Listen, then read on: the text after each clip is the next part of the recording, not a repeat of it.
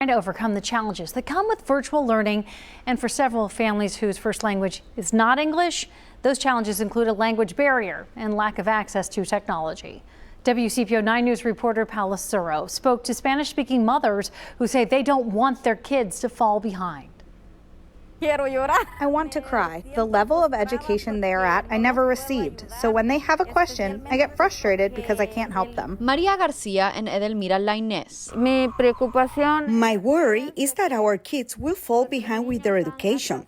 How will they recover all the things they should have been learning this whole time? These two Spanish-speaking mothers try to leave the stress of virtual learning behind when they come to this garden.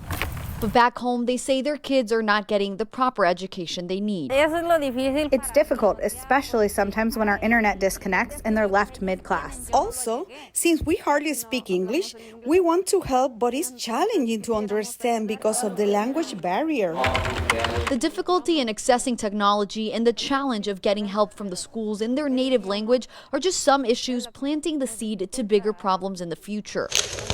There are months that the kids haven't had any instruction. Those things are time that has been lost. While the clock ticks, Wellness and Immigrant Outreach Director Luz Elena Schemmel says Santa Maria Community Services is applying for grants to help families get the proper access to Wi-Fi. These grants could help the nonprofit give families hotspots to access the internet. Internet should be a basic thing like electricity now. I mean, it's just part of move forward and survive and connect and keep learning. But it's a need not seen in many communities on both sides of the river. That has been a real disaster. Very difficult for me to see kids struggling the way they're struggling now, and families. Linda Villa Pacione, who worked for the Kenton County School District, has since quit to help families whose native language is not English navigate this difficult time. I don't think that the schools are making the effort to communicate. They think that this is a fringe group. They're not realizing the ramifications for so many families. The bilingual educator is setting up learning pods where she will help 20 kids a week who may be struggling because she has seen the need firsthand. Kids need to see somebody who looks like them and speaks like them and has other languages like them on the other side of the desk. She says this one-on-one support could help children like Edelmira's and Maria's blossom in their education. I feel this weight and responsibility when I see my kids struggling.